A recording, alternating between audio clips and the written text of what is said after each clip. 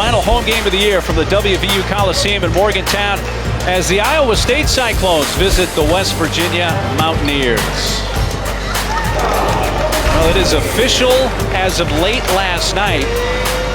Due to the Kansas loss at Oklahoma, the Jayhawks streak of 14 consecutive regular season titles will come to an end. Texas Tech and K-State right now tied atop the standings with one game to play for those teams. Iowa State trying to get back on track. They have lost 3 of their last 4, and West Virginia trying to stay out of the cellar in the Big 12. And no Marial Shayok today.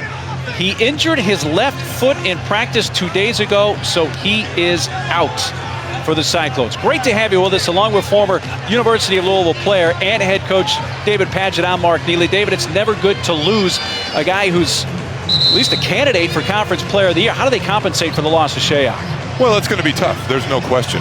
Anytime you lose your leading scorer, your best player, your most experienced player, it's going to take a whole team effort. Now, Lindell Wigington, terrific sophomore player, is someone who will certainly look to fill that void. Had a career-high 28 last time against West Virginia, but it's going to take the whole team tonight for Iowa State to try to come in here and get this road win. So the foot injury puts Wigington in the starting lineup. First start for Lindell Wigington since he started the season opener, injured his foot and then missed 10 games. And though he has played starters minutes, has been coming off the bench since coming back from injury. So we're set to go tonight. The crew of Doug Sermons, Kelly Self, and Rick Crawford here in Morgantown. And it's the Mountaineers wearing the home gray. Cardinal red for Iowa State, and it's the Mountaineers that has the game's first possession. A West Virginia team that has certainly struggled this year on the offensive end of the floor, but has been shooting the ball very well in their last 2 games. Has made a total of 21 threes in their last 2 games. So they would love to look to continue that here, but it all starts inside with number 1 Derek Culver, their terrific freshman who has really been the focal point of their team over the last couple of weeks. Here is Culver trying to scoot past Jacobson, and Jacobson pick up the game's first foul. Iowa State foul, whistle transfer from Nebraska. He's averaging 12 points, team high 6 rebounds. That's a guy who was averaging only about 5 points a game in his 2 years at Nebraska.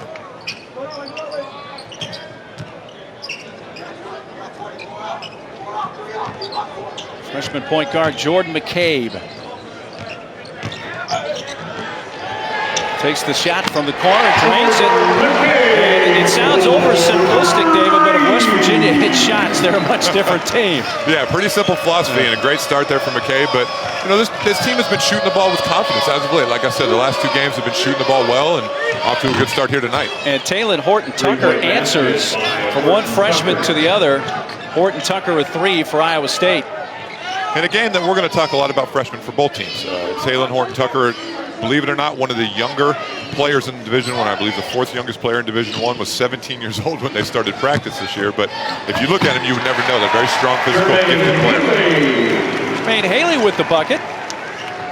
Haley coming off a season-high 23 points in their game against Oklahoma on Saturday.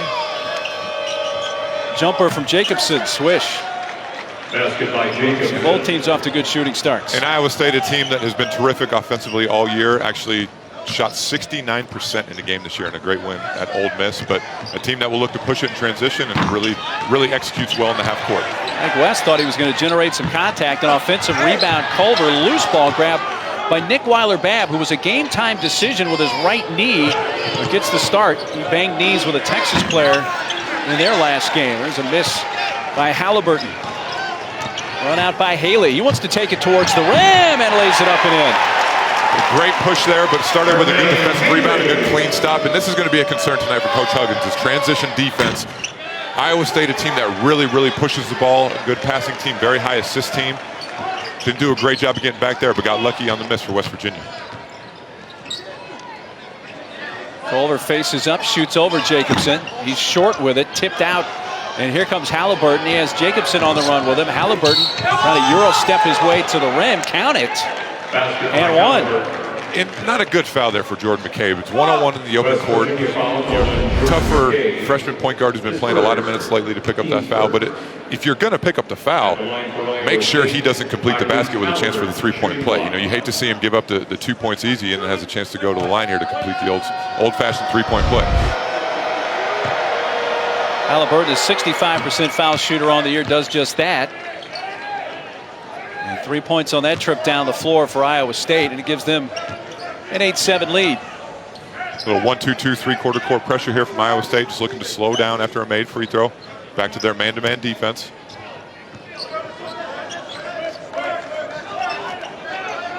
West Virginia team that's going to look to get the ball inside on the block every single time down. Haley generating enough space to get down low and bank that in. And Coach Huggins talked today at shoot-around about he's been pleased with the way he's been playing lately. I think he's had 54 points in his last 3 games, so he's been playing very well. He's been playing confidently on the offensive end of the court, one of their older, more experienced players in the starting lineup. Long 2 for Nick Weiler-Babb, and he swishes that. Guess that knee looks okay right out of the gate, huh? Yeah, he did well in the shoot-around today, but again banged his right knee with a Texas player. And that limited his minutes in Austin the other day. Iowa State going to a little bit of a matchup zone look there, try to confuse West Virginia, try to keep the ball out of the lane, and I'd expect to see that more tonight. You know, West Virginia, a team that on the year has not shot the ball well from the three-point line, despite how they've shot it the last 2 games, and Iowa State looked to go to that zone, keep the ball out of the lane, out of the post. One dribble, and then Horton Tucker strips that away from Matthews. Here comes Talon Horton Tucker behind the back, and it's collected by Jacobson, but can't finish it.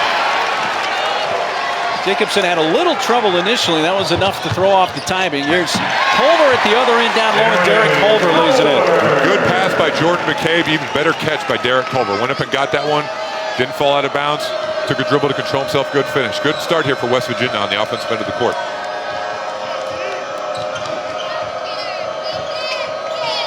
Six of West Virginia's 11 points here to start the game have come in the paint. Just 2 of the 10 for Iowa State have come in the paint, and a 3 off the mark for Talon Horton Tucker.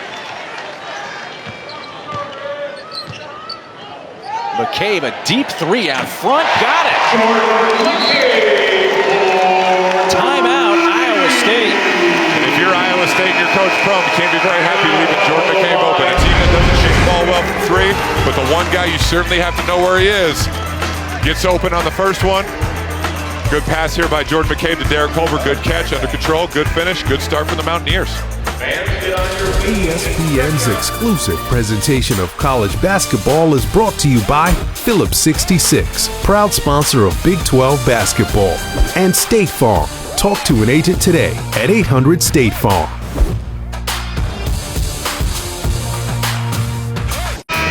Early in Morgantown, West Virginia out to the 4-point lead over Iowa State. Great to have you with us courtside here. David Padge, you know it's Louisville time, but he did play a year in the Big 12, your freshman year. Sure did. At Kansas. Hey, this conference has been known for its defense, especially the teams at the top. Texas Tech, Kansas State. That's not the calling card for Iowa State, but why the timeout for Steve Prohm there? Well, Coach Prohm not real happy with the urgency of his team defensively, giving up 6 for 9 for West Virginia from the field, a couple of transition baskets, losing Jordan McCabe, who's West Virginia's best 3-point shooter right now, for 2 wide open threes. So probably got on his team a little bit there about having a little bit more urgency on the defensive end of the court. They did a good job offensively. Had 10 points, now 12 points in the first 5 minutes, but you can't give up 14 in 4 minutes of play on the road and expect to be happy as a coach. Out of the timeout, a bucket from Michael Jacobson to make it a 2-point game. West elects to shoot a 3. Culver, offensive rebound, going back up and scores. Derek Culver showing why he has really come on the last couple weeks and last month of play. The offensive leading rebounder in the Big 12, the leading rebounder in the Big 12, and that's what West Virginia has always prided themselves on, and that's why Coach Huggins is so excited about his future, because he does that really well right there with Coach Huggins' love. Weiler-Babb had it knocked free by Haley. Matthews finds Haley, who puts up a 3. Tipped by Matthews, who goes over the back of Weiler-Babb and picks up the foul.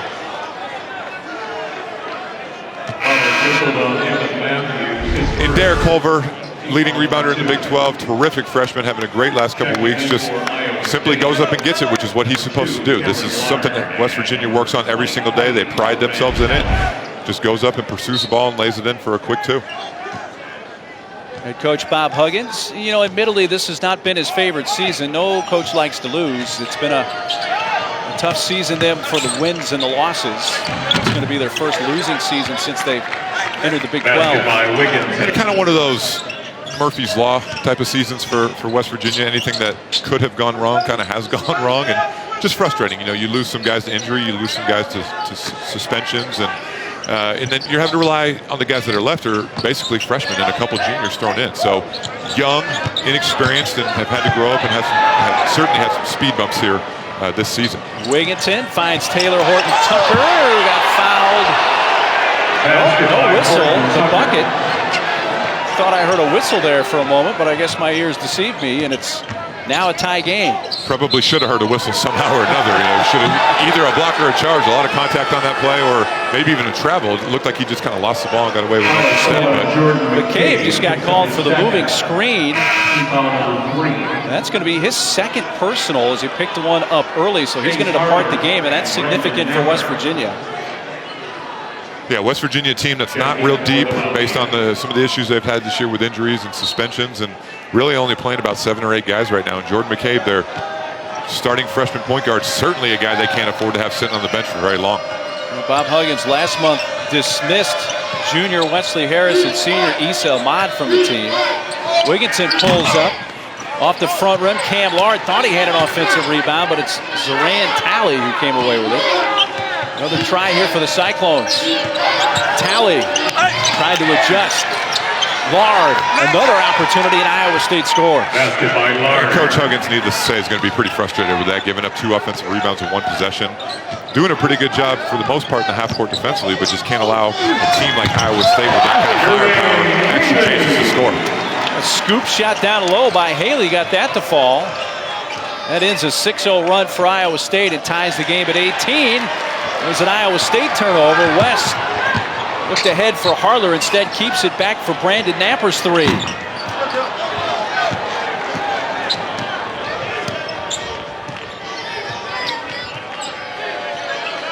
Wigginton defended by Knapper. Uses a screen set by Lard. Wigginton trying to get to the rim. Good ball movement back out to Weiler Babb for his 3.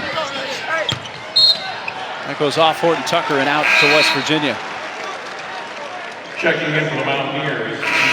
Andrew Gordon going to check in for Coach Huggins. Also checking back in. Culver's going to get a rest, as will Lamont West. You know, West Virginia has had 11-plus conference wins each of the last 4 seasons coming into this year. Coach Huggins and West Virginia have had a lot of success in the Big 12. Yeah, no question. And a lot of it starts with this home court environment. You know, regardless of the season they're having and how they're doing, Morgantown's always going to be one of the tougher places in the country to play, especially in the Big 12. And, you know, you look at the stats right here, it's a pretty interesting lineup. You got 6 freshmen, 6 juniors, and 1 sophomore. And no seniors, and this would what would be theoretically senior night tonight because it's the last home game of the season for West Virginia. And I think they'll honor some of the senior managers, maybe a couple other people, but you don't see that very often where you don't have 1 senior that you're honoring in your last home game. Well, with Gerald Vick not back for Kansas, KU's going to have that same dilemma on Saturday at Allen Fieldhouse. That's going to go on Lard. West Virginia ball, and we come to a timeout here in Morgantown. A decent start for each team, tied at 18. West Virginia came in this year having lost seniors Javon Carter and Daxter Miles to graduation, but still was picked 13th in the preseason by the AP. But they start the year 8-4, lost to Buffalo, Western Kentucky, Florida, Rhode Island, and then the injury to Zach Kanate, which happened in the Pittsburgh game on December 8th. He has not played since, and this is going to be their first losing season since entering the Big 12. This is the 7th season for West Virginia since coming over from the Big East. And Zach Kanate, when he got hurt, the knee injury completely changed their season. Oh, no question. And offensively, obviously, they miss him because of his experience, his ability to score the ball inside, but defensively more than anything, as we see good steal there coming out of timeout by Iowa State. But he was the anchor to their defense. Shot blocker in the rim, around the rim, rim protector. And now they just don't really have that, and they've struggled mightily at times to stop teams on the offensive end. And you know, when he went down, it was going to be a really tough uphill battle, and you know, they're just trying to find a way with some of these younger players. After a miss, offensive rebound, Matthews looking for some space, and he scores. To put it up with Kanate, even though he hasn't played since December 8th, he still leads West Virginia in blocked shots with 22. And that's all you need to know right there. That stat kind of says it all. And it was one of the best, if not the best, defensive player in the Big 12 last year, just because of his ability to protect the rim. As a junior, has played a lot of basketball, and you know, you can't expect freshmen, no matter how talented they are, to step up and fill that void. A Weiler bad miss on a 3. Tied at 20 almost midway through this first half. 3 from the corner is well long from Emmett Matthews. Offensive rebound and a harder putback on the 3 tip. Still volleyballed around, but it's run down by Cam Law. In West Virginia, even though they haven't made a couple of those open looks, they're shooting the ball with a lot of confidence. You know, sometimes you see teams that are struggling on the season to shoot the basketball be hesitant and not really looking to shoot when they're open, but that's not the case here with West Virginia early. That is going to be a blocking foul. Called on Lindell Wigginton. I thought maybe this was going to be an offensive foul in real time, but good call. Yeah. Clearly still moving his feet. Tough to get that call at home even, but especially on the road. But no, good call there by the officials. Clearly still moving his feet. The foul trouble will certainly be something to keep our eye on. We talked about it early with Jordan McKay, but I think for both teams, depth has been an issue for West Virginia especially, but now today for Iowa State with Mariel Shayok out, depth could become a factor depending on how the foul trouble starts to rack up. Got McKay playing with 2 fouls back out there for West Virginia, even though they have 3 team fouls so far. An offensive putback from Matthews. 2-point edge for the Mountaineers. Lard trying to give it back to Wigginton, but there was Culver. He gets it back from Harler, but Wigginton came flying in and blocked that just as it was coming out of the hand of Culver. That was an incredible block by Lindell Wigginton. 2-on-1 fast break, good bounce pass there. Derek Culver, not sure if he just got his feet wrong, but didn't go quite strong enough, and Wigginton with a ridiculously athletic play on the break. Looking at that a couple of different times, I don't even know if the ball got out of Culver's hand. If it did, it was just by a fraction. Well, I think Culver might have been expecting the lob there in that situation, but nonetheless, a terrific defensive play by Lindell Wigginton.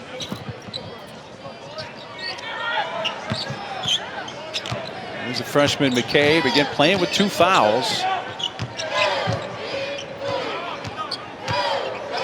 Haley using the screen from Culver, backs up and shoots the 3. It's really not been his forte this year, hitting only 22% of his 3s coming in. And I guess the mentality you kind of got to take if you're West Virginia is, hey, regardless of the fact that we haven't shot the ball well all year, we have to take 3s when they're open. You can't pass up open shots, and like I said, they seem to be shooting the ball with a lot of confidence. 5-point lead for the Mountaineers, their largest. Wigginton can't cut into that. Back rim miss on the 3-point attempt.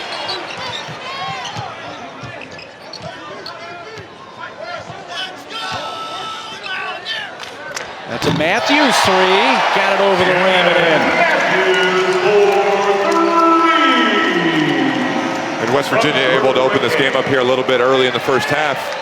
Obviously by making 3s, but on the other end, haven't allowed an offensive rebound since that last media timeout. And that's why they're able to get down, get on the break a little bit, and get good open looks. Emmett Matthews had 11 points at Iowa State in the first meeting. He's got 7 already in this one. A little confusion on the pass by Jacobson resulted in a turnover and a score at the other end for Jermaine Haley. And Iowa State will use their 2nd timeout here in the first half.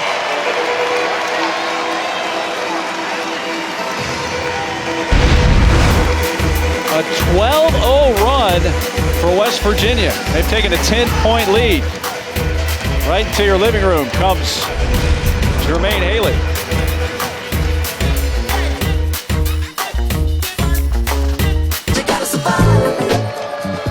Almost here, Champ Week. In fact, the Big 12 tournament starts a week from tonight in Kansas City. The bottom 4 teams all playing. Out of the timeout, it's laid in by Nick Weiler-Babb.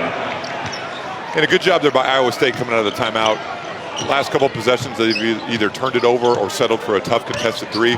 Got something going to the rim. Good bounce pass there. Good easy finish around the rim. And it ended a 12-0 run for West Virginia, and Iowa State hadn't scored in about 3.5 minutes. Shot clock slips down to 6. Harler short with a 3. Wigginton, quick pass as Halliburton broke early. And that's McCabe. This is a big call. And that is an offensive foul and a charge. That could have been the 3rd on McCabe, and instead against Halliburton. I think that was the right call. He stood in. He saw the play coming ahead of time. got back, made a great play to break up the 2-on-1 advantage fast break. Great job by Jordan McCabe stepping in there, especially with those 2 fouls. You know, that's a risky play to take, but you got to like him stepping in there trying to make a big play for his team.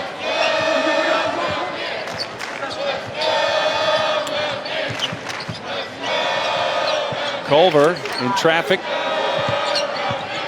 Trying to go somewhere, sealed off on the baseline by Jacobson. It's out for a 3 from McCabe. Well, with the exception of the 2 fouls, you couldn't really ask for a better start for Jordan McCabe. 3 for 3 from the 3-point line. Good inside-out action right there. Culver didn't force it. Good kick out for the 3. Taylor Horton and Horton Tucker gets into the crease, and that brings the possession arrow into play. You don't see that a whole lot. You certainly don't.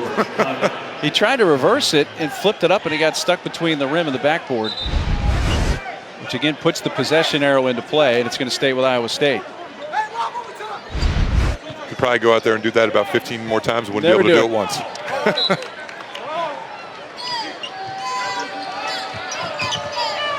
Taylor Horton Tucker stripped by West. The live ball turnovers have really hurt Iowa State so far in this game, Dave. And you got to credit West Virginia. They've been very active with their hands defensively, have been getting in passing lanes, active on the ball, creating steals, and it's turned into situations like that where they have an advantage fast break. Good drive there by Harler for an easy 2. And West Virginia doing a great job defensively so far of really disrupting what Iowa State is trying to do. A 17-2 run here for West Virginia. Down low, can't finish. Condit, freshman, no.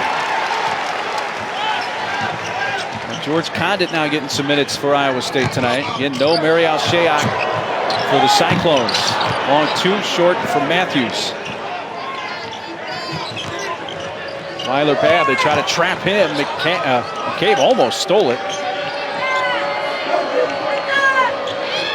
Jacobson passed up the short corner instead from near the left elbow and way off the mark. And if you're Michael Jacobson, you can't be real happy with yourself taking that shot. A little fade away from about 15 feet when he caught the ball at about 12 feet. Had a guard on him, should have tried to get to the rim, get fouled, take advantage of his size. Coming up Saturday, final weekend of the regular season, ESPN, a couple of great matchups. It begins 6 Eastern. Duke and North Carolina, part 2. Enough said there. That's going to be a lot of fun. And then it's followed at 8 Eastern time. Number 7, Michigan. Number 9, Michigan State. Another big-time sequel there. Both games also streamed live on the ESPN app. Duke, North Carolina, obviously always lives up to the hype. But that Michigan State game might be the game of the year so far in college basketball. Especially with what each team has riding on it. The winner take all. Big Ten championship. Halliburton back for Weiler Babb and a travel. That is 8 first-half turnovers for Iowa State. They average about 13 a game. And we saw today in shoot-around, Coach Huggins made a big point of his team obviously being physical, trying to deny as many wing entry passes as they can. And I think it's affecting Iowa State here early. They've got them playing a little bit farther away from the rim, not able to initiate the offense quite as easily. That's kicked. You know, we had a chance to visit with Coach Huggins, but he's also come out publicly with some comments about the team. And when you hang your hat on your toughness, your defense, the Press Virginia motto like Bob Huggins in West Virginia has over the years, you got to get the team to buy into that year to year, and it just doesn't happen automatically. That's short for Matthews, and that somehow who gets credit for that? Got batted in. I have no idea with all the hands in the vicinity, but it went in for West Virginia. Take it anyway. Yeah. There's Weiler Babb. That's a 3 from Halliburton, good, and a bucket desperately needed by Iowa State. But back to my point about West Virginia. Coach has kind of called out the toughness. There's a West 3. That was a quick shot. But when you got a young team, you got to get their attention somehow, I guess. Well, and normally for a program like West Virginia, it all starts with their culture of the way they play. And that starts with older, more experienced players setting the tone for the younger players to learn as the season goes on. But because of the way that the season has gone for West Virginia, with the freshmen having to step in and play such significant minutes right away, it's going to take longer. But The good news about them playing these minutes early in their career is going into next year, they will be sophomores by class, but they're going to play like juniors and seniors because of the experience that they've gained this year. Well, can we make sense of how this got tipped in? I still don't know.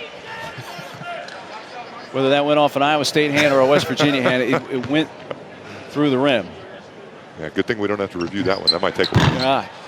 Culver off with the free throw and a foul from Haley. His first Up to the missed free throw, number 1 on Haley. But for a West Virginia team, it's only averaging about 72 points per game. They're closing in on 40 here with still over 4 minutes to go in the first half. Checking in for the And really, they've played on the offensive end of the court about as well as they've played all year. They look loose, they look free, they look confident. And, they're doing a great job of playing inside to out. They're taking their threes when they're open. And just like every other West Virginia team, they're doing a great job on the offensive backboard. Talley got it. Well, Talley had a very good game here last year for Iowa State against West Virginia when they were very short-handed. He's seeing some more minutes tonight. He only gets about 6.5 per game, but again, without Shayok, it's going to take a group of players to make up that production. Oh, great pass. Harler on the backdoor cut. And a great cut there, but it was receive the illegal screen. Coach Prohm, when he watches this film, is not going to be real happy with Lindell Wigington on that play. He was the one guarding the ball. He's got to get more pressure on the passer so he can't make that pass quite as easily. We'll see it right here. Great back cut. Good job setting his man up, but no pressure on the basketball leads to a wide open layup. West Virginia off to a great start at home.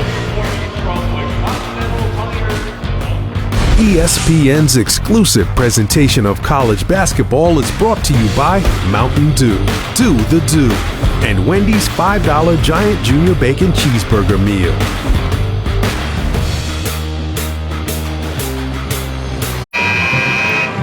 Seven minutes into the game, Iowa State had a 2-point lead. Since then, West Virginia's gone on a 23-7 run. They lead at 41-27, just over 3.5 minutes left to play in the first half for Morgantown. Steve Prohm trying to get his team ironed out, but Haley having a tremendous first half. He has 15 first half points. And Iowa State has not played particularly well on offense, but defensively, West Virginia right now is just pretty much getting whatever they want. They've scored in all facets. They've scored on the break. They've shot the ball well from 3. They've scored inside. They've offensive rebounded and turned it into points. So Iowa State's going to have to get their defense turned around here if they want to try to get back in this game.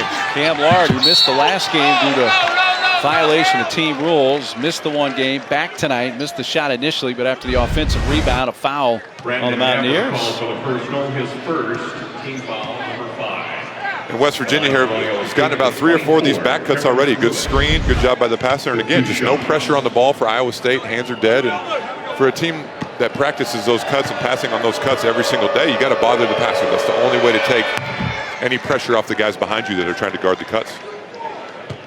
Sophomore Terrence Lewis at the line for the Cyclones. And Iowa State comes in having lost 3 of their last 4. But they're trying to win 10 or more conference games for the 7th time in the last 8 seasons. The only time being last year when Iowa State went 4-14. Did not win a road game last year. They've won 4 road games in conference this year. And they want to obviously get that 10th road win, but 10th win, I'm sorry, but they want to get back on track at this time of year, especially, with conference tournaments starting next weekend, NCAA starting at that. You want to be trending upward heading into the middle and late part of March, and right now they got their work cut out for them to try to get back in this ball game. Trying to hold off Texas in the standings. Kansas can be no worse than a 4 seed. They'll be no better than a 3. There's Wigington down low. Foul on West Virginia. It's going to go on Harler. But how about Haley, who's averaging 5 points per game? He has 17 points in the first half for West Virginia. He's picked up right where he left off after the last 3 games. He scored about 54 points, I believe it is, in the last 3 games, and has certainly increased that total here early in the first half. Jermaine Haley, junior transfer from British Columbia, Canada. Here's another Canadian, Wigington. Hey, ESPN NBA Friday presented by State Farm features a great doubleheader. First, 8 Eastern, the 76ers take on the Rockets, followed at 10:30 Eastern. Nuggets Warriors. Denver only trailing Golden State by a game and a half for the top spot in the West. It all begins 7 Eastern with NBA Countdown presented by Mountain Dew. And you can watch it on the app as well. Denver Nuggets might be the most underrated and underappreciated team in the NBA this year. Former Cyclone Monte Morris playing for that Nuggets team. Culver, quick ball movement, and a 3 by Napper. Nothing but net. And Iowa State going back to the zone to try to take a little momentum away from West Virginia. Great ball movement. Ball never stuck in anybody's hands, and wide open 3. A little bit long on the Weiler-Babb 3. And an 18-point lead right now for West Virginia. Looking to add to it. Harler does. West Virginia, 51 first-half points with over a minute and a half still to go. Where's this been all year? That's what the fans in here are asking themselves.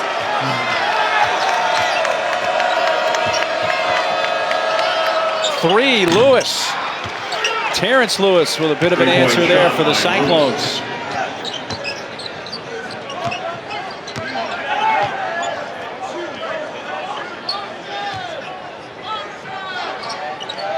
And looking at that zone defense, Haley tried to thread a pass to Napper, but stepping in the way was Terrence Lewis.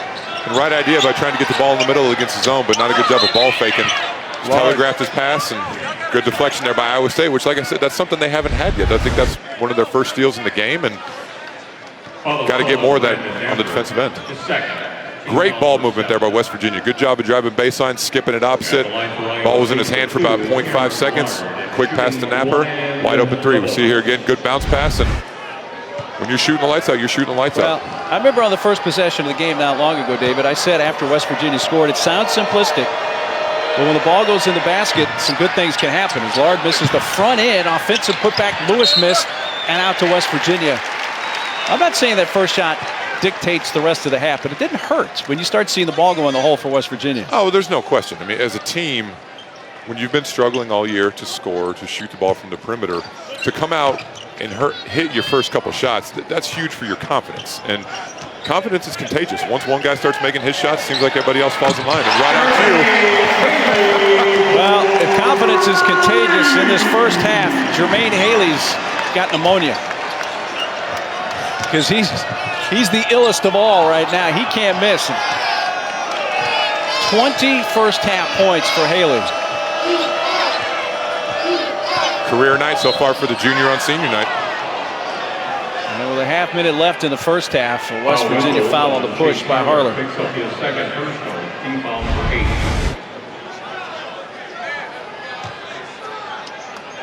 8. And again, don't know if it was miscommunication or what by Iowa State, but just Haley wide open on the perimeter, and you just can't have those kinds of breakdowns.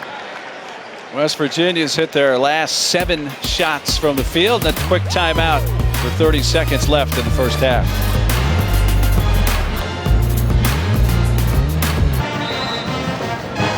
West Virginia Mountaineers shooting 57% from the field. And they're up 54-33, which ties their largest lead in conference play over any opponent. They're last in the Big 12 at field goal percentage, coming in at 41%. As I mentioned, they want to round up to 58% so far tonight. Well, if you're Iowa State, you haven't played well, especially on the defensive end of the floor, but you would assume West Virginia's not going to shoot the ball as well in the second half, so you'll have a chance to get back in the game, but they're going to have to create more off of their defense. Iowa State can't hit from the line either right now.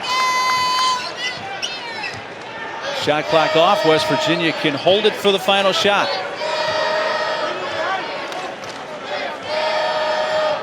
Well, this is an Iowa State team, David. Many a month ago thought might be the best team in the Big 12. This second half in Morgantown is going to be big for them. This is a team that's trending in the wrong direction right now. West lost the ball, and time expires before a shot. Big close to the half by West Virginia. Jermaine Haley, 20 first half points, a guy who averages 5 per game, and it's a 21-point lead for West Virginia at the break, 54-33. 54-33. Coming up on the other side of the break on the halftime report with Chris Cotter, Dallin Cuff, and Sean Farnham. They'll talk more about the Kansas regular season conference winning streak being broken, and also a look at the mid-major watch. That's all coming up for CC, Dallin Cuff, and Sean Farnham at the half.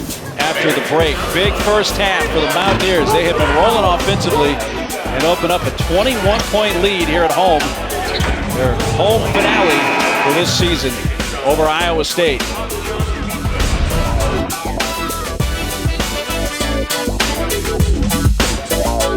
About ready to start the second half in Morgantown. West Virginia scored 52 points in the second half at Oklahoma on Saturday. They scored 54 in the first half tonight and have the big lead over Iowa State. With David Padgett, I'm Mark Neely.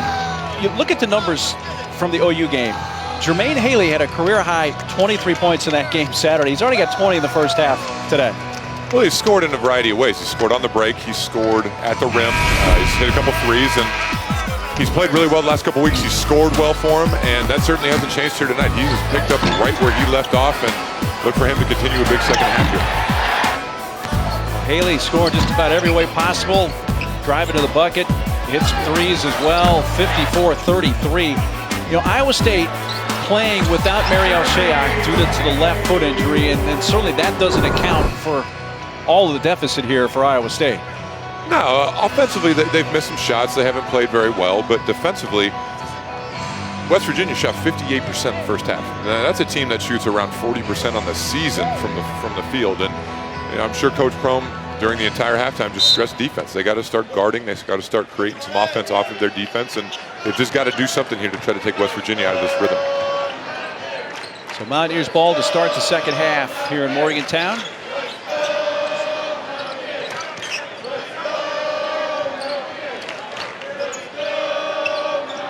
This is a Mountaineers team that has lost 6 of their last 7 games, but Iowa State's lost 3 of their last 4, trying to avoid making it 4 out of 5. Wigginton got the start tonight instead of the ailing Shayok, and a 3 from Taylor Horton-Tucker for Iowa State. And if you're Iowa State, that's certainly the start you're looking for. You get West Virginia to take a tough fadeaway shot on the other end and do a good job of pushing the ball in transition, swing it around, and Horton-Tucker wide open for a 3. Good start here for the Cyclones to start second half. This would appear to be a big second half for Iowa State, David. There's a 3 from McCabe, who answers for West Virginia. It's an Iowa State team that seems firmly entrenched in the NCAA tournament, but they're trending in the wrong direction the last couple of weeks. Weiler Babb with a long 2 for the Cyclones. And they're playing a little uncharacteristically of how they've played this year. You know, they had 9 turnovers in the first half. They only averaged 10 per game in league play. So just didn't do a whole lot well in the first half, but seemed to have come out here and hit a good 3 there to start the second half. But like we've talked about, they got to get some stops on the defensive end of the floor. Culver battling there with Jacobson, and a pass out from McCabe is picked off by Halliburton. He takes a look, decides to take it all the way to the rim himself, and wisely so, and lays it in. And that's been a major problem for West Virginia this year, the turnovers. And they did a good job here tonight. In the first half, they only had 7, but Culver there picked up his dribble, kind of got stuck in no man's land, and anytime you throw the ball from the block out towards the top of the key, towards half-court area, most likely going to be a pick 6 going the other way.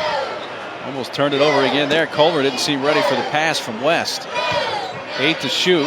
Here's Haley. A high-low here with Culver, who tried the fadeaway. Tipped by West. Going back up Matthews. A 3rd try. He gets it with the tip. Certainly letting him play around the rim. I thought Culver got fouled there a little bit. Great finish there by Jacobson. Wow. Referee's letting him play on both ends of the court here. 59-42 game. Matthews for Culver coming right back at Jacobson, and as Halliburton came around the front side, I think Jacobson's going to get called for the foul on the backside. Oh, and now we got some jawing going on, and a technical has just been assessed. It looks like double technicals have been assessed by our lead official.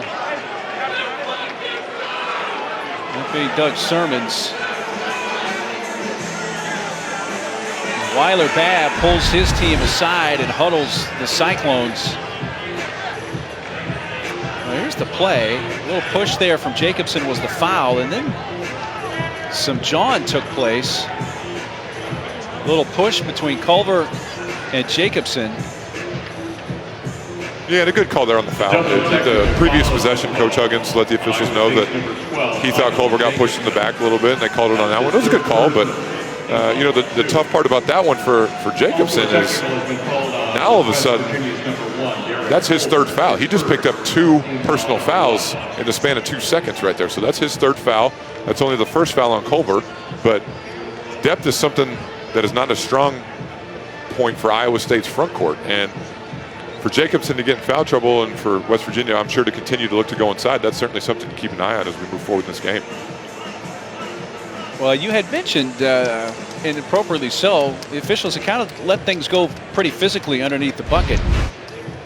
Yeah, and Doug Sermons there did a good job. He made the right calls. I'm sure something was said. Obviously, we couldn't hear it or tell what was said, but just trying to get a hold on the game. You don't want this, obviously, to get out of hand, but... So, indeed, it was the double technicals handed out to each player for Culver and for Jacobson, and Doug Sermons talking with Coach Huggins and Prohm. And needless to say, I'm sure they're going to start calling this game a little bit tighter on both ends of the court here, just to try to get emotions in check. And you know, it should just be a ball underneath out of bounds for West Virginia. The offsetting technicals don't really mean anything, and it was a common foul on the floor against Iowa State, so it should just be West Virginia's ball. Doug Sermons looks like he's headed this way to give us the official ruling on that.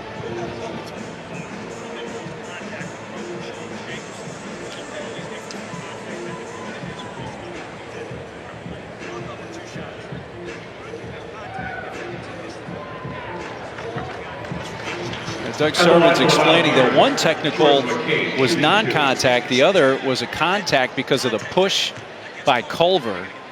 So each team's going to get 2 shots for the technical, but Iowa State is going to get the ball when this is all finished with the technical free throws.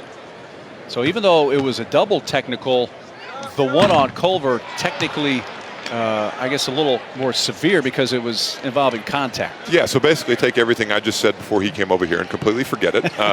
But no, it was 2 different types of technicals, like you said. And the common one, now why they're bad shooting, because there was contact from Culver on that technical foul. And because of that, it's considered a little bit more severe, and it'll be Iowa State's ball right here at half court in front of us. So quite a lot to sort out right there on that play, needless to say. But it was indeed. So 1 of 2 for Weiler Babb. 60-43. The lead is 17. And if you're Derek Culver as a young player, you got to shake that off. You know, obviously you're not real happy with it. Coach Huggins, I'm sure, is not real happy with it. But you got to shake it off. You're still going to come back in the game. You played well. Can't hang your head and let that affect you moving forward as this game goes on. Iowa State trailed by 21 at the half. They trail it by 17. A deep 3. Wigginton, good. Just like that. We'll cut this to a 14-point hole. It'll be interesting to see here if you're West Virginia. Obviously, a younger team has not really been in a position like this a whole lot this year where they've had a big lead like this and they've had to play with it. So it'll be interesting to see how they handle this. And they need to stay aggressive offensively. That's what got them to lead in the first half. Continue to defend.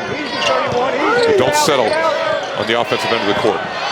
Short clock now down to 4. The 3 comes up and in for Lamont West. And pretty good defense there by Iowa State. Tough contested 3-pointer from the corner with no time on the shot clock, but sometimes you just got to tip your hat to the offensive player. Weiler Babb, no. Jacobson a tip, taken off the floor by Haley. Haley taking it to the rim and lays it in. Long pass. Here comes Wigginton the other way. And he scores, reversing. Bad floor balance there defensively for West Virginia. You know, Jordan McCabe as the point guard normally starts with him in transition defense. Might have got caught ball watching, but can't not have anybody back defensively to try to balance the floor. West doesn't hit the 3 that time. Bob Huggins wanted a foul on the 3-point attempt. Ball goes out of bounds. Last touched on the sideline by Iowa State. And a lot of transition opportunities here for both teams, and both teams converting. Starts with Jermaine Haley. Good crossover there, gets to the rim, finishes at the rim, but Iowa State doesn't hang their head, gets it right back in bounds. Good take here by Lindell Wigginton. Good finish on the break. First bucket of the half for Haley, who had 20 in the first half, so he's at 22, coming off a career-high 23 Saturday at Oklahoma. Derek Culver getting ready to check back in the game here for West Virginia. And if you're West Virginia, you don't want to fall in love with the jump shot. Despite the fact that you shot the ball really, really well from the perimeter, you got to try to continue to get the ball inside, get the ball to the rim.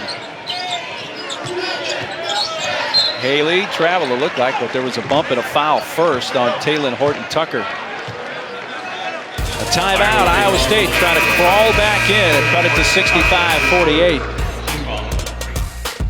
ESPN's exclusive presentation of college basketball is brought to you by State Farm. Talk to an agent today at 800-STATE-FARM. And Mountain Dew. Do the do.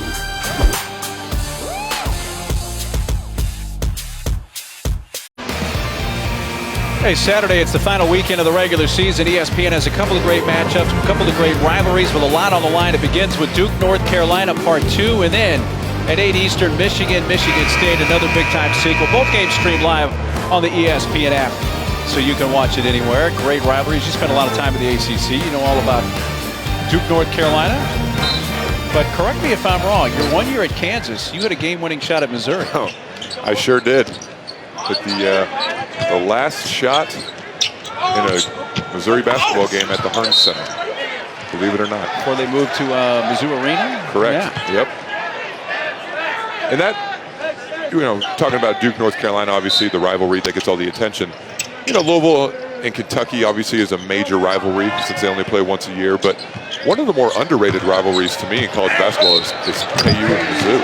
I know it's maybe over the last couple of years hasn't been quite the rivalry it used to be, but that is a hostile environment to go in and play for either team. I think a lot of fans on the Mizzou side would like to see that picked back up. Since Mizzou went to the SEC, they haven't played Kansas.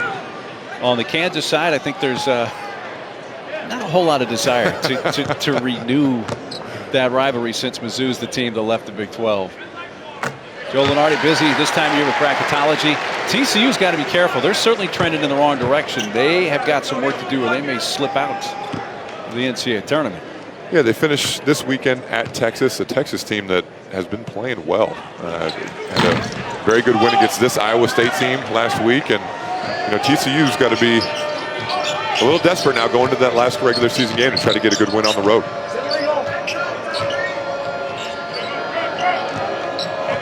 Back up to an 18-point lead for West Virginia. Wigginton finds Halliburton.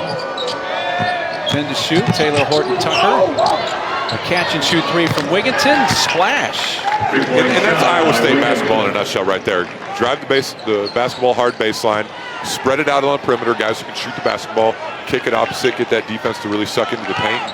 For a team that averages a lot of assists per game, one of the leading assist teams in the country, they only had 5 assists in that first half. So look for them to get a little bit more out of that dribble penetration. Bouncing around, won't fall that time for Haley. That would have been a new career high for him. But Culver trying to clean up. He is fouled. I think they got Lard.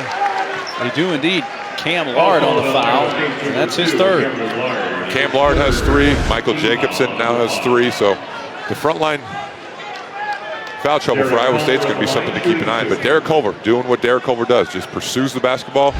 Good job of taking that dribble to clear himself out and gather a little bit of space, and goes up strong, gets back to the free throw line. One of the best players in the Big 12 as far as getting to the free throw line. Had 24 free throw attempts in one game this year. That is unheard of. It's the first. Lard's going to come out with the 3 fouls for George Condon. West Virginia trying to break the tie for last with Oklahoma State. Cowboys are playing tonight. They're taking on Baylor a little bit later on ESPN2. Then West Virginia finishes up at Oklahoma State on Saturday. There's a drive. Horton-Tucker foul going to the rim. Of course, Iowa State's going to play Texas Tech on Saturday in Ames. In Ames, yeah, exactly right. And that right there is what has kind of really gotten under the skin of Coach Huggins and his staff this year. It's just what we call a straight line drive. It's just you one-on-one guarding your man with the ball, and Taylor Horton-Tucker just putting his head down to his right hand, his strong hand going downhill to the rim and gets fouled. And obviously you got to rely on the game of basketball and your help side defense and your team defense, but sometimes it's just you and your man on an island. You got to be able to guard him off the bounce, and West Virginia has struggled with that certainly at times this year. Take a look at your top freshmen, include a couple here for Iowa State. Also Derek Culver, got Devon Dotson for Kansas, Jackson Hayes, the length of him for Texas. Yeah, and Taylor Horton-Tucker, the leading freshman scorer in the Big 12, but Tyrese Halliburton, how about these numbers for a freshman? 53 assists and 12 turnovers in Big 12 play. That is unbelievable for anybody, let alone a freshman. And I'm not sure which part is more impressive, the amount of assists or the amount of turnovers. But Jackson Hayes, one of the best freshmen in the league, I think leads the league in field goal percentage. And then Derek Culver here for the Mountaineers, who's really played well over the last month or so of the season. 1 assist for Halliburton so far tonight, giving him 115 on the season. Condit just picked up his third, so fouls are certainly an issue now for Coach Steve Prohm, who does have some depth, but with Mariel Shayok out tonight with a left foot injury, not so much depth at that forward spot. Culver finds a streaking McCabe, 6 on the shot clock. The fadeaway is up and short. Skying high for the rebound is Wigginton, who elevated well for that. Horton-Tucker, nice pass. Condit couldn't finish there, tries a second opportunity and gets blocked by West. Pretty good job there by West Virginia of erasing the mistake of not getting back defensively. Good active hands, got a couple block shots there, and come away with nothing on the offensive end for the Cyclones. All back in the hands of McCabe. He's hit all 4 of his 3-point attempts, but that 2-point field goal last time down was his first miss of the night. Not sure where he was trying to go with that at the end. He was just going to flip it up there. I think he was trying to actually drop it off there to Culver. Got a little fancy with that, but see here, good pass coming up the floor for the Cyclones, but good deflection, misses it at the rim, and another good hustle play to keep the ball out of the inbounds. Off the inbounds, laid in by Haley, and that gives him a new career high, 24 points. Well, if you're Coach Prohm, you hate to see that. West Virginia's obviously played well offensively, but you've done a pretty decent job in the last few possessions of guarding them. You give up a basket on an underneath out of bounds play. That is what drives coaches crazy right there. 3 missed by West, fighting for it underneath. Out of bounds to Iowa State. So with 13 minutes left in the game, still a lot of time to go. And it's down to a 14-point deficit for Iowa State. As there you see the boot on the left foot, left leg of Mariel Shayok, whose availability for Saturday against Texas Tech is still certainly up in the air, but they hope to have him back for the Big 12 tournament in Kansas City next week, which Iowa State would play a week from tomorrow. They would not play on the first day on Wednesday. Yeah, they're going to have him back if they want to make a good postseason run. I mean, there's no doubting that. I mean, the Virginia transfer is, like we talked about earlier in the game, has been a Player of the Year candidate in the Big 12, and just provides everything they need. Rebounds the ball, shoots the ball well. Had a chance until he got injured to actually finish the Big 12 season, I believe it was, shooting 90% from the free throw line, 50% from the floor, and 40% from the 3. I mean, that's unheard of in basketball this day and age. So certainly a player they look to get healthy as soon as they can. 3 from the corner, a little long. An offensive putback. West blocked by Condit. Saved on the sideline, but stolen back by West Virginia. Culver, bodies flying with the left hand, can't hit. Underneath, Haley scores. Unbelievable perseverance there by West Virginia. Sometimes when your offense is struggling a little bit over the last couple of possessions, your best offense is just to go get it and lay it back in. And we're just relentless on the backboard right there. Condit went down hard, and there's a section of stands right there behind the basket. But take a look at the bucket first. A lot of contact from both teams there on both offense and defense, but West Virginia just pursuing the basketball. Just the strength of the junior Haley just going up, finishing through contact, and that's West Virginia basketball. Miss it, go get it, put it back in. A career game for Haley after a career-high 23 Saturday against Oklahoma. Condit has gotten to his feet. I believe this is just an official timeout here. After Condit took a hard spill underneath the basket, the officials are going to take a look, see if there was anything malicious as part of that. When Condit wound up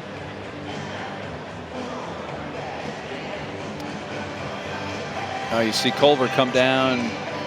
Yeah, nothing there. Nah. Just a physical play. I think if anything, Culver was trying to help him, Not prevent fall. him from going harder to the ground. It might have looked from one angle like a push, but it wasn't that. And that's what Doug Sermons motions over to us. Says, no, that's nothing. Not a whole lot of room here underneath the basket either. No, there is not. Well, the way they have some seats stacked in there, you got the cheerleaders as well. And cheerleaders and the cameramen certainly in the danger zone down there. No question about that.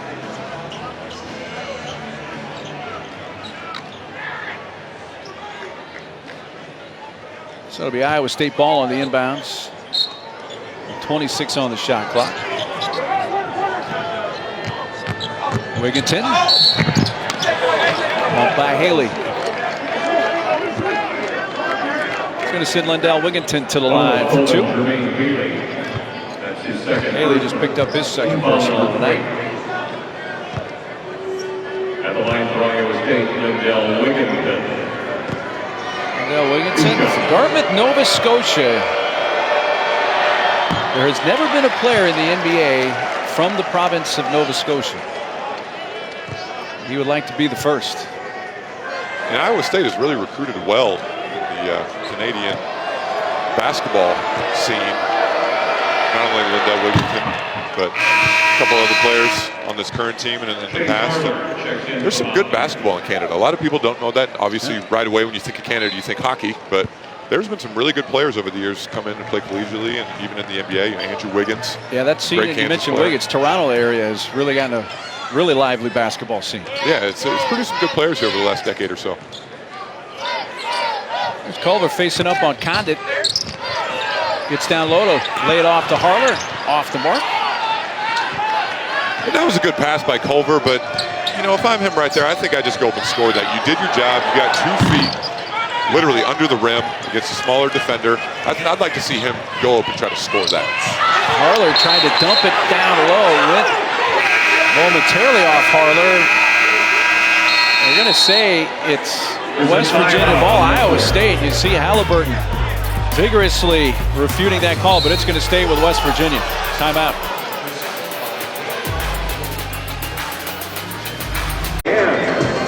Finding our groove here in Morgantown. It was a 21-point lead at the half for West Virginia, cut to 15. They did reverse the call, and it's going to be Iowa State ball. We take a look at the replay, and this definitely goes off the leg of Haley. Now, they can't go to the monitor unless there's 2 minutes or less, but the baseline official, Doug Sermons, made the original call. It looked like Rick Crawford came in from the other side, and they reversed the call. So it is Iowa State, and according to the replay, what we saw, they got the call right. West Virginia, I'm sorry there, Mark. West Virginia going with what we haven't seen from them a whole lot this year. Not so much of their press Virginia that we've come accustomed to over the years for a lot of reasons. Obviously, depth being one. It's tough to press when you only play 7 players, but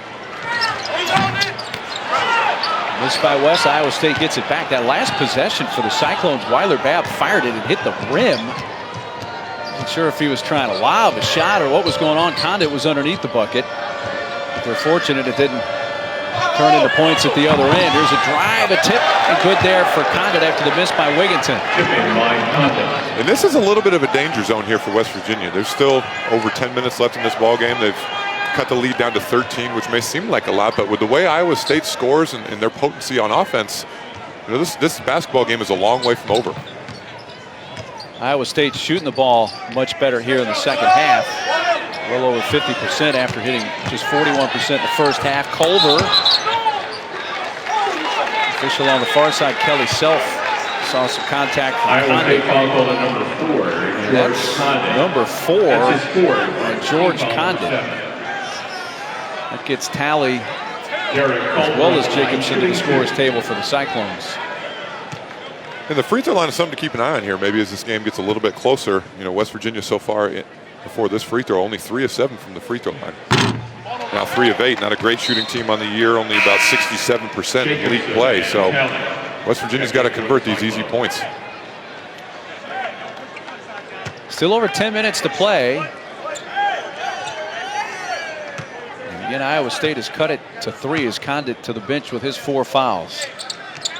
Well, like we said going into halftime, West Virginia shot the lights out in the first half. They've made some threes here in the second half, but just law of average, you're not going to shoot the ball the same way the whole game. I mean, if you do, it's just one of those nights. But West Virginia really needs to try to rely on their defense a little bit here to try to get some stops, put a little bit more pressure on Iowa State.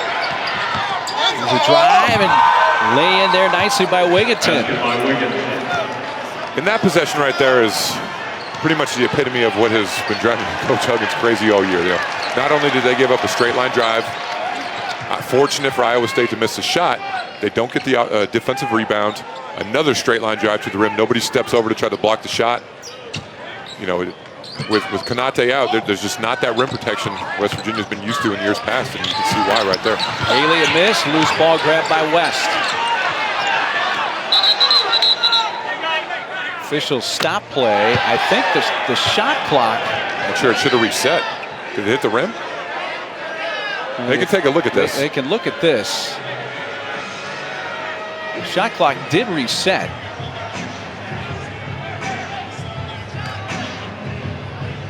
Well, 9:32 to play here in Morgantown. See the shot clock rolling down. You know, I guess that didn't hit. Tough to tell from that angle, but it didn't look like it changed direction or rotation or anything. So you see Kelly Self, who stops play. Did this hit the rim? Ooh, if it did, it barely grazed it, but I don't think it did. So the shot clock should not have reset from what we've seen there. The ball did not hit the rim. Shot clock reset to 5 seconds. But I'm not sure why it's being set to 5. Because it seemed like a lot more time went off. Looked like he shot it with about 6 seconds left, and by the time they stopped it, you would think there'd be more than 1 second that it would have run off. But nonetheless. And I'm assuming they're giving West Virginia, since the shot clock reset,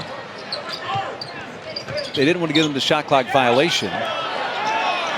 Set it at 5. They're going to have to get a quick shot off. Haley did graze the rim. It was well short. Long pass. Here's Talley laying it in. And here comes Iowa State. All of a sudden, we've got a 10-point game and a lot of time left. Yeah, and one of the big concerns for West Virginia coming into this game, transition defense. You know what? Iowa State has done a decent job of pushing it. Hasn't really converted that well, but a couple quick, easy baskets here, and all of a sudden, this is a basketball game again. Long three, McCabe, good. He got fouled too. He hasn't missed from out there. 5 of 5 from beyond the arc for freshman Jordan McCabe. He and Tyrese Halliburton of Iowa State go back quite a ways to their high school days in Wisconsin. This ball batted around, and Iowa State comes out with it. Reset by Horton Tucker. And West Virginia right there got Iowa State to take a tough shot, a quick 3 in the shot clock, and again, just giving them second chance opportunities. Open 3, Wigginton.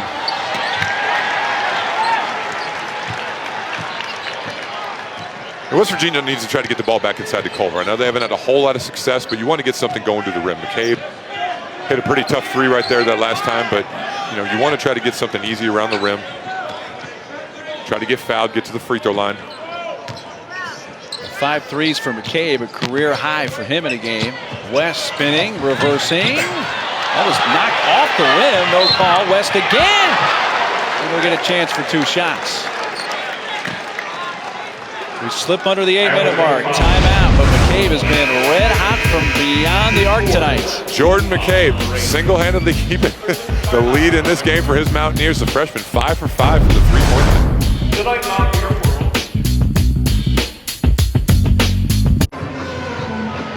West Virginia's hit 11 threes tonight. 5 of those from freshman Jordan McCabe. And we talked earlier in the broadcast about when that first one goes in, what a difference that makes. He comes out of the game, starts the game, first possession, hitting a 3, and Iowa State got lost a couple times, but nonetheless, as a shooter, when you see that first 1 or 2 go in, I mean, it's got a chance to be a pretty good night. The last one here right in front of us before the timeout was tough, but Jordan McCabe, 5 for 5 from the 3-point line, shooting the ball with a lot of confidence right now. McCabe from Kokona, Wisconsin. Kokona High School, which would play Tyrese Halliburton's North High School from Oshkosh. Those 2 go back to their high school days. We talked with Jordan before the game. He said in high school they played 8 times. Each side won 4. Now Jordan was quick to remind us, hey, he won the first meeting for us at the collegiate level earlier this year with Iowa State beating West Virginia. And not only did they split the head-to-head matchups in high school, but one player named Mr. Basketball, the other named Gatorade Player of the Year. So even the the postseason accolades were split right down the middle.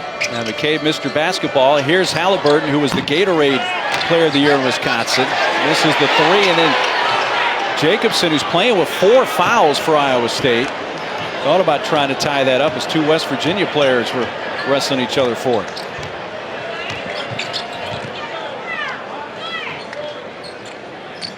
Culver rides west.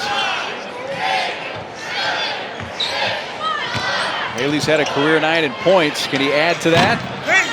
Not this time, but Lamont West with the offensive rebound. And West Virginia on the offensive glass has been a big story tonight, Dave. Yeah, no question. And that's been their identity since the day Bob Huggins took this program over. And, you know, the tough thing for Iowa State is you play 30 seconds, 29 seconds, a pretty good defense. You get them to take a tough shot. Now you have to guard for 28, 29 more seconds and get them to take a tough shot right there. And West Virginia trying to get back in transition. But the clock is going to start to become West Virginia's ally here pretty soon. But again, we see another transition opportunity for Iowa State.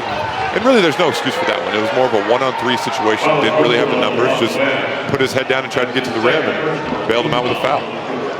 Wow, we got Horton Tucker and Jacobson jawing at one another in the Iowa State little huddle there at the top of the free throw line. Jacobson thought Horton Tucker was dallying, getting to the team huddle and let him know about it. A little disharmony there for the Cyclones as they gather, and now Wigginton at the free throw line. Now, Iowa State's got enough to worry about trying to figure out how to beat West Virginia. You don't want to start arguing with each other, but you see Jacobson, the older veteran player, getting on his young freshman. And you know what?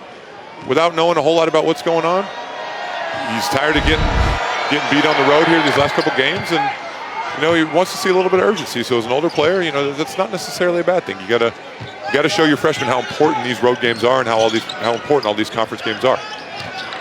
Putting some pressure on McCabe, able to get it over in time with the pass to Haley.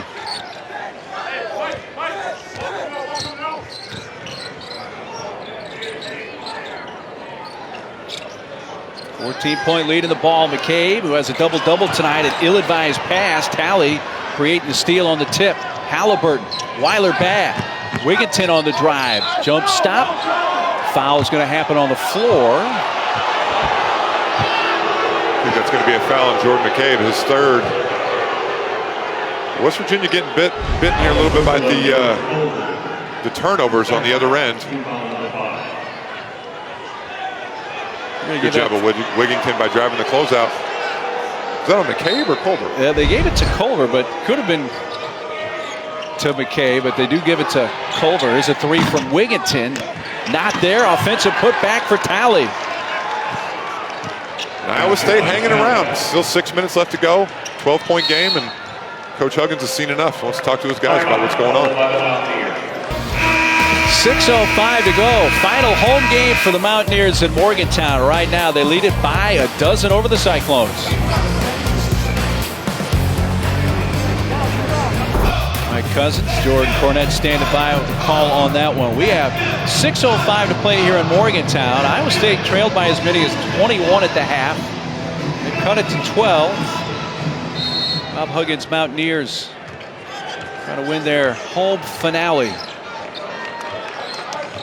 And West Virginia struggled here from the field in the second half when shooting 28%. Good play coming out of timeout right there to get an easy one at the rim. But 18 offensive rebounds in the game for the Mountaineers, outscoring the Cyclones 21-10 in second chance points. Big factor in this game. Now a career high 28 points for West Virginia's Jermaine Haley. Talley, there's a back cut to Wigginton, but good defense by Haley. 12 Iowa State turnovers tonight. And a good job there coming out of the timeout on the other end of the floor for West Virginia, going to a little bit of a 3-2 matchup type zone. Try to keep the ball out of the middle, keep that dribble penetration down. And good call on the travel right there. And that's the 11th turnover for the Mountaineers. Condit's going to check back in with 4 fouls, replacing Jacobson, who goes to the bench with 4 fouls for Iowa State. And we see Jermaine Haley here. Good play coming out of the timeout. Little 1-4 high set. Little Iverson cut over the top. Good job of leading him, throwing it away from the defense. Good catch and easy finish, and with everybody lifted, no protection at the rim. West Virginia staying with this zone.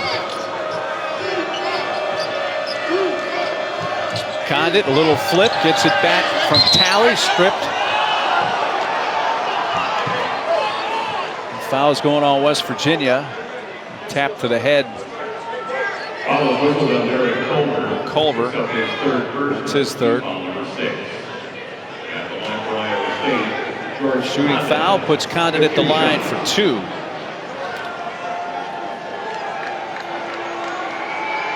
Condit, who had a nice game off the bench at Oklahoma on Saturday.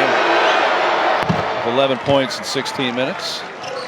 And he's a freshman. When you look at the freshmen on the team for Iowa State, which include Halliburton and Horton Tucker, and Halliburton have many more minutes than Condit. But Condit's a freshman that has a lot of guys' eyes because of his potential, the length. Yeah, he's got good size, good length, good touch there from the free throw line. Is 7 of 9 in Big 12 games from the free throw line, which for a big guy obviously is very, very good. But I would expect Iowa State to look to not only pick up their pressure a little bit more full court off of free throws, but after made baskets. They're going to have to do something here. Clock's starting to run down, under 5 minutes, and 12-point game. They got to look to generate a couple turnovers, get a couple stops.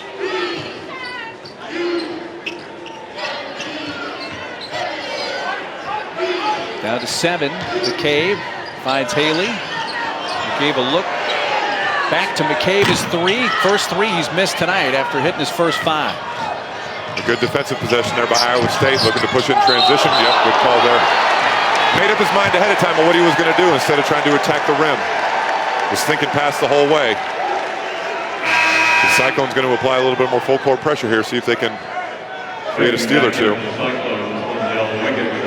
Wigginton subs in for Talley.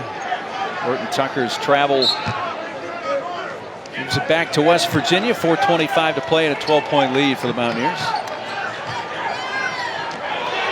Wigginton almost into the arms of his head coach. And only 3 seconds here for West Virginia to get the ball across half court. See if their coaches let them know. It was deflected out of bounds, but the 10-second count does not reset right here. Only 3 seconds to get it over. They calls a timeout now, so he'll get that full 10. Good timeout there by Coach Huggins to make sure they don't get something good here. So West Virginia will have 1 timeout left. We'll step aside as well before 17 to play. ESPN's exclusive presentation of college basketball is brought to you by Phillips 66, proud sponsor of Big 12 basketball, and Wendy's $5 Giant Junior Bacon Cheeseburger Meal.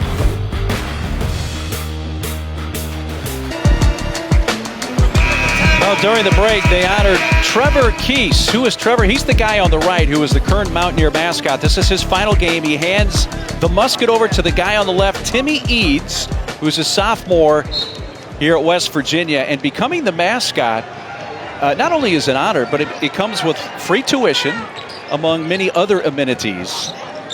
So the passing of the musket will happen soon. Last game for Trevor Keese as the Mountaineer.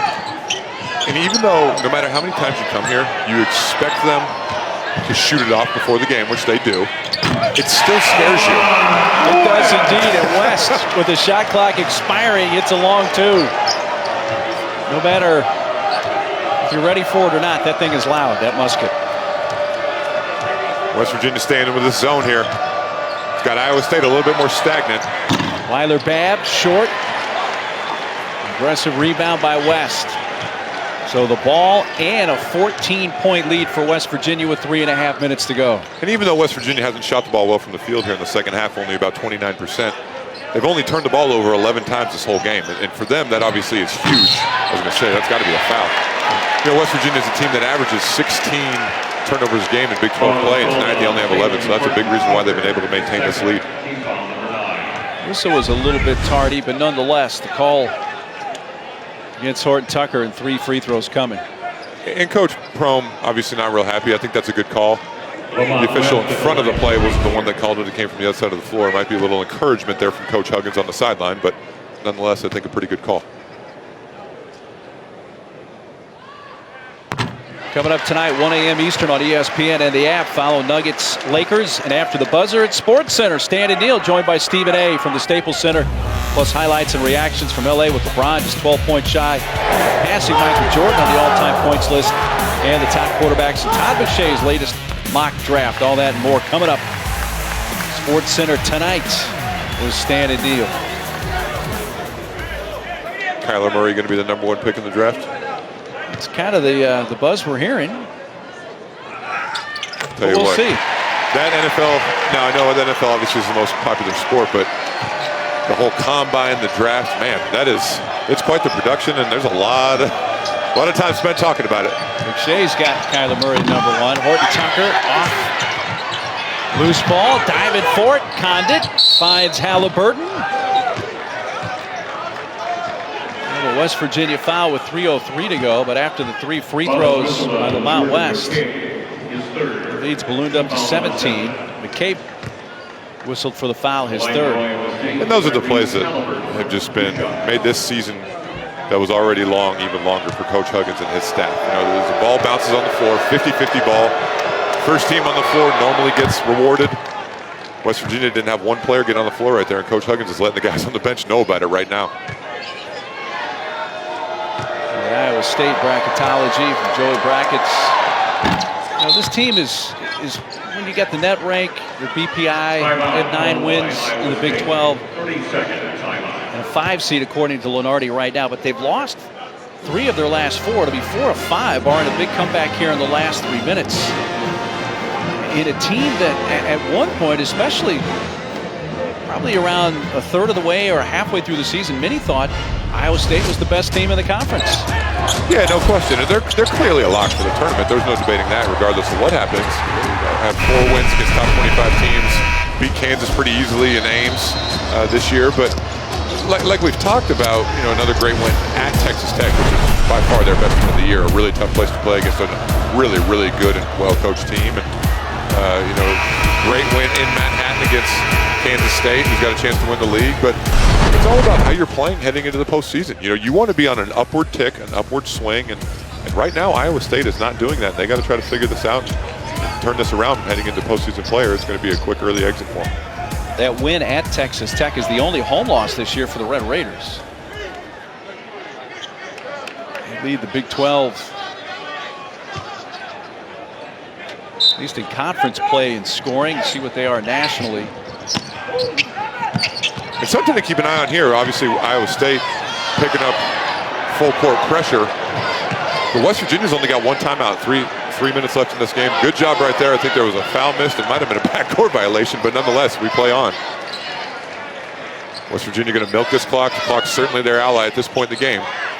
Good job of passing up on that 3, get the ball inside. Culver has double. And a perfect possession there for West Virginia. Did a good job of breaking the pressure, got the ball inside, and Culver doing a great job of getting to the middle, spinning back to his left hand, his strong hand. 3 rims out there for Halliburton, but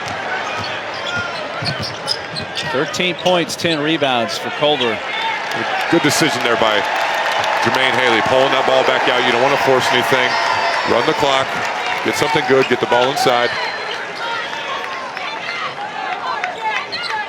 If West Virginia hangs on, they'll go 10-6 here at WVU Coliseum this year. Which just goes to show you how hard it is to win in this building, regardless of how the team is doing on the season. Culver took too long, shot clock violation. They're going to try to get their first road win of the year Saturday at Oklahoma State. They're 0-9 on the road. In Stillwater, and again, another very tough place to play. No such thing as an easy road game in any conference you're in, but especially in the Big 12. A lot of tough places to play. But West Virginia came out, shot the lights out, got themselves out to a pretty big lead early, and has done a really good job of maintaining that lead. Horton Tucker with the lay-in. Timeout Iowa State with 1:40 left. 15-point hole still for Iowa State. Well, they got it down to 10 at one point here in this second half, but West Virginia's been able to hold serve back up to a 15-point lead. And it'll be interesting to see what Iowa State does coming out of the timeout right here. Obviously, they're going to apply full court pressure, try to get a steal, create a turnover. But Derek Culver, 3 of 7 from the free throw line tonight. Wouldn't be surprised if they maybe try to foul him right away and put a little pressure on him, try to hit a couple shots from the free throw line where he has struggled. Hey, coming up Saturday, final weekend of the regular season. ESPN has a couple of great matchups. It begins at 6 Eastern. Number 4 Duke, number 3 North Carolina, part 2. And then that's followed at 8 Eastern. Number 7 Michigan, number 9 Michigan State in another big-time sequel. Both games streamed live on the ESPN app, so you can watch anywhere. That's for the Big Ten crown, Michigan, Michigan State. And North Carolina's been playing really well. It looks like no Zion once again for Duke. When it comes to North Carolina Duke, it's about as even as it can get. How about that? You couldn't predict that if you tried. But Coach K alluded to the other night that it doesn't look like they'll have Zion. He may play, we don't know. But North Carolina, I think a team that, I don't want to say people are sleeping on them. Obviously Virginia, Duke, Gonzaga, Tennessee have been getting a lot of the attention. But North Carolina is a team that is playing really, really well right now at a really important time of the year. And they're experienced. They've got all older players, Cam Johnson, Luke May, all those guys, and a team that's going to be very dangerous come March. McCabe gets it into the front court in time after a lot of dribbling and then a long pass. Sometimes your best press offense is a one-man dribbling exhibition. Got to flash somebody to the middle here. Oh, interesting pass there by Jermaine Haley. Probably not ideal. Got a little lackadaisical with that one. Well, they can go to the monitor on this one, and that's what they're going to do. The original call is Iowa State ball, but they're going to take a look. Well, Iowa State lost in Austin on Saturday to Texas, 86-69. The 17-point loss, their worst of the year. They're down 15 here late in this game. Well, that was touched by Lamont West. So the original call is the right call. It should be Iowa State ball. Yeah, Jermaine Haley just acknowledging to the bench that he knows he made a mistake right there. Got a little bit careless, but let it go. Focus on your defense here. Obviously, you don't want to give up a 3, but you also don't want to let them score quickly. You want to make them work a little bit here to try to score, and you got to execute your press offense. Horton Tucker tried to find Wigginton, who was cutting to the basket, but the bounce pass was behind him and an Iowa State turnover. Been too many of those tonight for the Cyclones.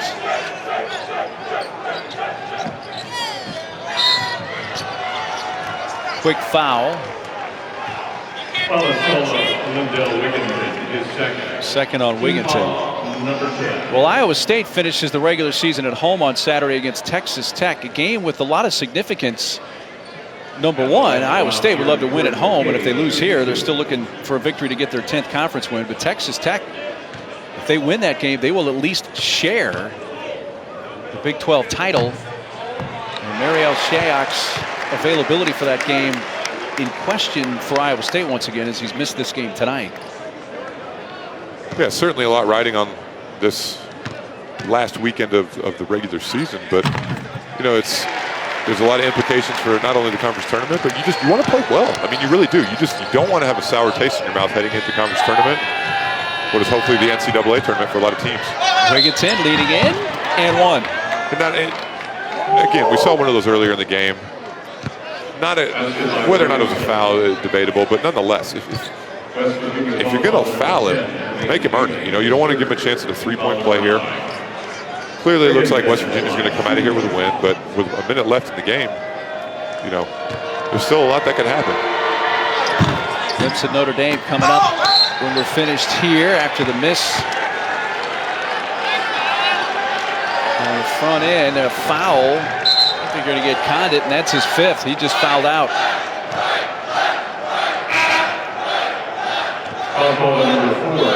Coach Huggins giving Derek Culver an earful right now. Got lucky with that foul call, but didn't do a very good job of making contact with his man on the free throw line. And those are the little things that, as these freshmen get older, they're going to learn. Now, obviously, in a situation like this where you're up 15 with a minute to go, that's not a huge play, but I've seen plenty of games won and lost on little plays like that.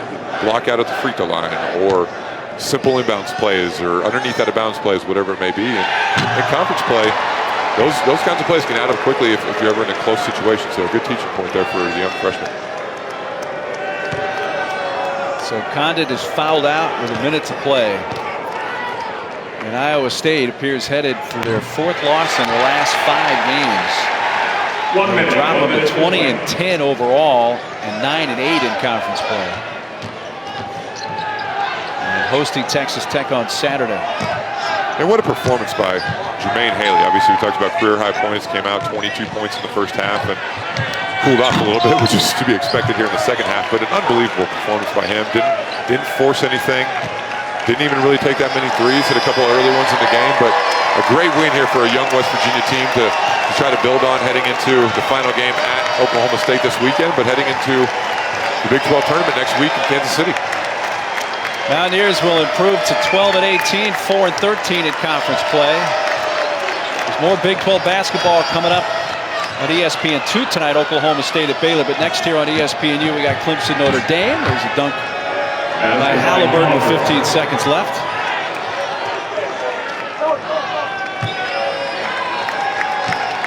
And 90-75. Looks like it'll be the final here in Morgantown tonight as West Virginia wins it at home in their home finale.